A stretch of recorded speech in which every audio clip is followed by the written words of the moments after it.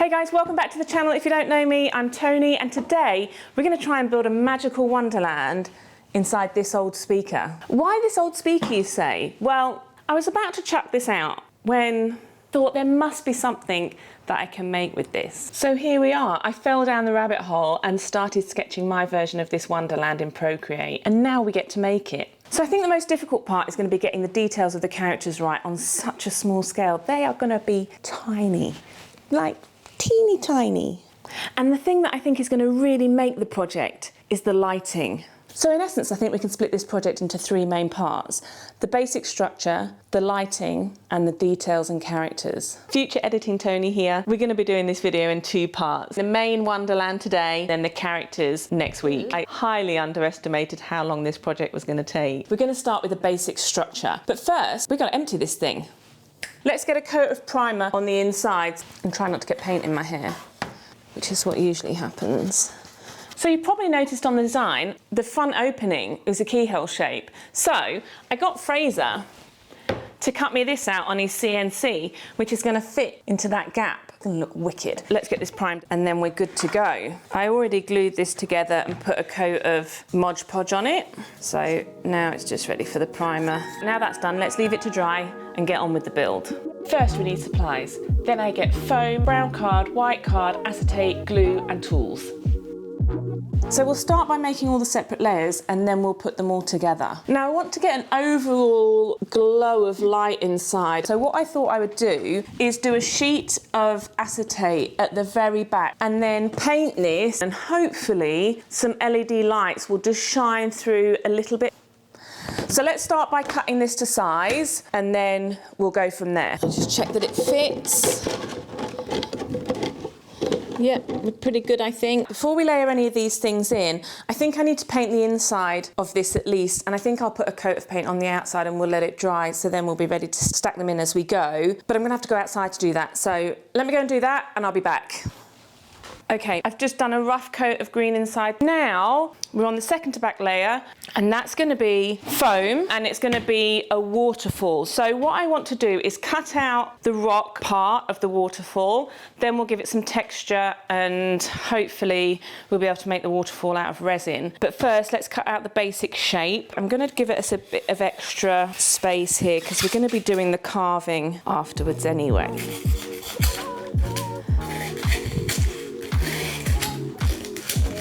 Okay, that's looking pretty good.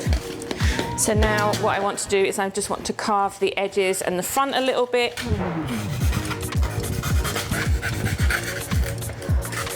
I think that looks pretty good. And up against the back, I think that will be perfect. I want to put a bit more texture on here with a couple of these rocks that I just fetched from outside. I'm just going to press into it a bit. Oh yeah, that's looking so good. I mean, what's more like a rock texture than if not from an actual rock? That actually looks wicked, and once that's painted, that's going to be wicked. Next we make the foam base and carve all of that, and then we'll go on to the trees and the mushrooms and the details. Perfect fit. Now we can do the base. So we've got to fit two pieces in here, two different heights. Okay, let's just mark on here where we want to carve based on our picture. My brain isn't braining right now. This is what I've drawn. Is that right? I don't know. Let's carve it and see.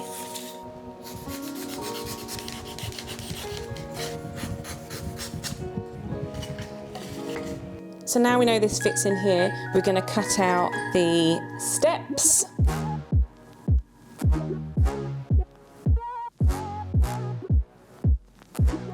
With that all done, we now know roughly how big all of our inside mushroom pieces, trees, characters have to be. So let's get rid of this. Look, some of it's going in the bin, that's all I'm going to say.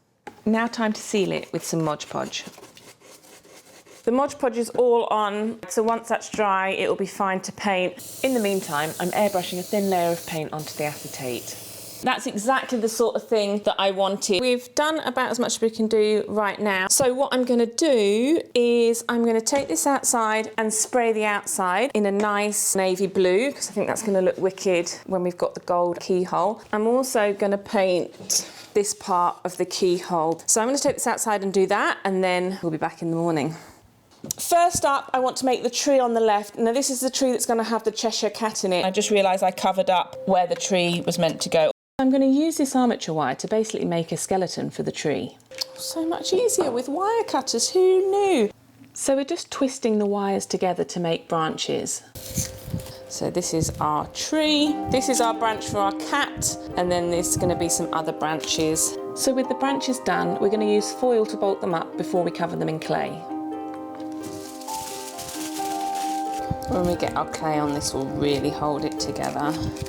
I'm pretty excited about this actually, this is going to be wicked.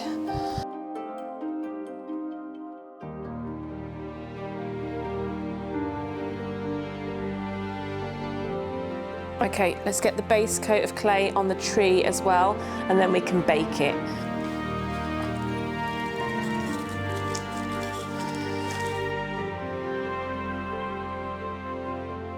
It's the next layer that we do that will have all the details.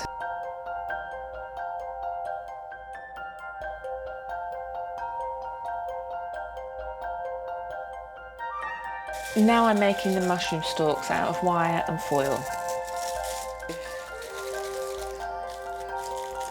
And checking they fit. These are in. So now we've just got to cover them with clay and make the tops. So first I'm just making a form out of foil, and then we'll cover it in clay. I think that will look pretty good. We're going to be doing them about like that. We are going to crack on today, try and get all of the rest of this clay stuff done. Hopefully then we can bake it, get it all set up in there and do the painting. We have got loads to do, so let's crack straight on. I baked these bases last night, and I've also made some pieces to be steps, and I've made some pieces for the sign. We just need to check that they fit now that they're dry. Looks good. I've just put some foil into the top here, and now I'm using transparent clay to make a supporting layer for the detail. We want this to be super thin so the light shines through. I'm just adding a bit of extra clay to the centre to support these noodly bits. I do find out later on that the thin layer is an absolute necessity because these noodles are pretty fragile once they're baked. That came out better than expected. Now for the tiny mushrooms. First the stems and then the tops. Oh my God, look how cute this is. These are the cutest little things ever. They're going to look so good painted. I kind of know what I want to do for the lighting. So let's test and see if we can see the light through these mushrooms. Let's just put some of this inside here and just see if, well, I'm sorry guys, but if that's not going to be absolutely wicked, I don't even know what is. That's going to be flipping awesome. And then behind the river, I want to have some blue light down there shining up onto the waterfall, which we're going to make out of resin. Let's get this base painted, and then we'll make the vines and things and start sticking things in place. Right, now it's time we figure out the lighting. I think if we have it lined up with the back of the waterfall, that'll be great.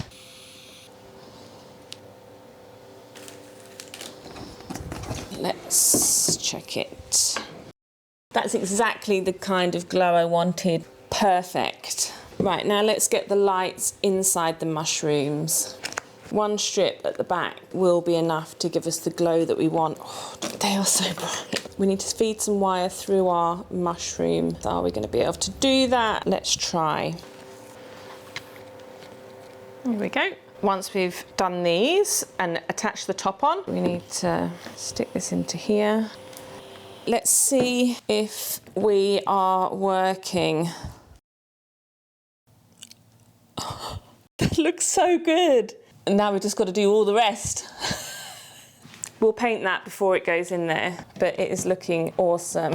Let me get the rest of the lighting ready. I think they'll look really Alice in Wonderland-y in there. I was thinking that sort of thing would look really cool. And then underneath here, we'll have just a few odd ones around the bottom. That ready to pull things through there. So what I want to do now is dry brush on the rocks, put some grass in on the background and do any other background bits before these trees and mushrooms go in, because once these go in, I'm just not going to be able to get to the back at all. And we still need to paint these while they're out. But let's get the dry brushing done, then we can get back to our lighting. I don't know whether you can see that very well. Just really to get some highlights in and make the rock look a bit more rocky.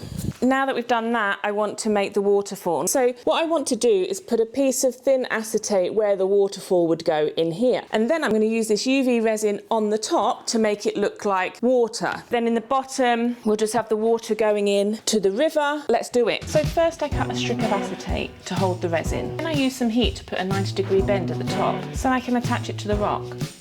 And now for the resin, use a UV light to cure it. Oh, it's working. I'm going to do a coat and then I'm going to mix up some blue. Once we've done this bit, we'll do the rest of it inside because it's going to pool at the bottom when it pours down and we want to be able to keep that. And then I'm going to add some of this, like at the bottom, like it's fluffing up, and it's going to be amazing. Just saying. We've got some pooling at the bottom, which is cool. See if we can put some texture in this while it's drying a little bit. I think this will look like the water's splashing up at the bottom. I think when the light's on, I think it will look really good. And if it doesn't, it'll be really difficult to get it back out again. I really want to see what it's going to look like with the lights on. Are we ready for this? Okay, before we go any further, what I want to do is get this grass stuck on.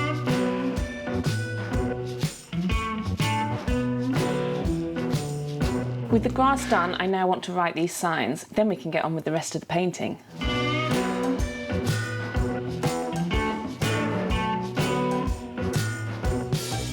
Now it's painting time. I'm going to start with this orchid type thing. I think with the lights in, that will look really cute. Oh my God, guys, I've been waiting to paint these little cute bad boys. So I'm going to paint the bases first. What we'll do with these as well is we'll put a little coat of UV resin over and then they'll look super shiny. Right, we'll leave them to dry before we put the white dots on. Let's have a go with this tree actually. So first I do a coat of dark brown and then I dab it with some paper towel to remove the excess. Then we'll be able to add some lighter brown, but the dark will still be in the grooves. And this is the tree we want our Cheshire cat to sit on, which will be coming in next week's video. Okay, it's looking pretty good, I think. Let's put these white dots on the little mushrooms. And then once this is dry, we can get the resin on there.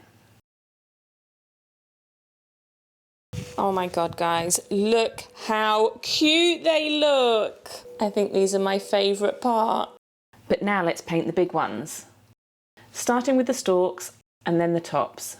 It looks pretty dark to start, but then when we do a dry brush over the top, it will lighten up the top bits even more and it will look really great. Right, let's do the same with this one. Right, the top of these mushrooms are going to be a bit turquoisey and green, and what we do when we've done the dry brush, we're going to put on a bit of the moss. I purposely left the texture on the top here because I didn't want them to be really smooth. And I think once it's painted, that's going to look cool. Can we make a deal? We're running out of time. You can rule illumination if we can keep the night. Our chunks aren't quite ready for the dry brush yet, but what we can do is we'll put the resin on these little mini mushrooms.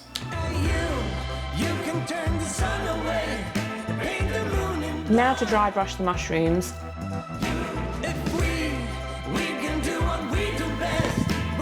And the tree. So we're going to put some little patches of Mod Podge on, and then we're just going to sprinkle some moss over the top. Don't know about you, but that must be good. Hey, you can turn the sun away, wrap the moon in ice. If we can do what we So what we want to do now is get these things in here. This one is going to go up here. I'm going to get my hair out the way. What I want to do as well before we get that tree in is paint that doorway. I want to paint the doorway. I don't want to make a doorway to go in there. That would be better, wouldn't it? Because then I could make the little handle. This is the doorknob I'm talking about.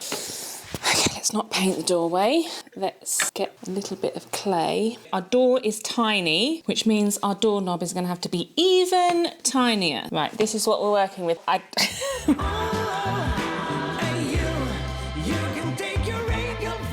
Now for the exciting part, getting everything stuck inside.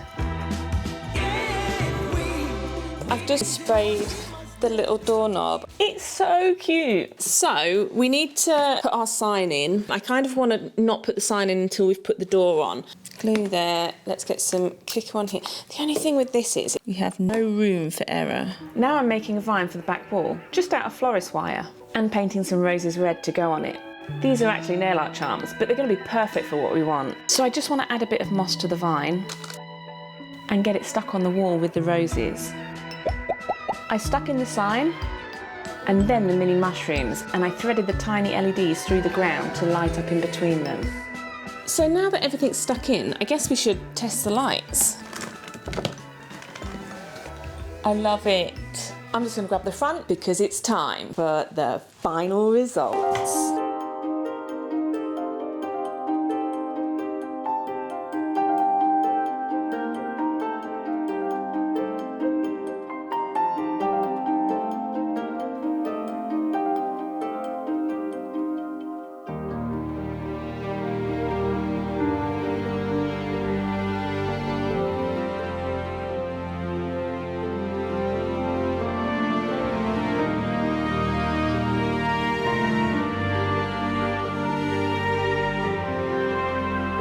Thank you so much for watching, guys. I hope you enjoyed the video and liked the Wonderland that we made.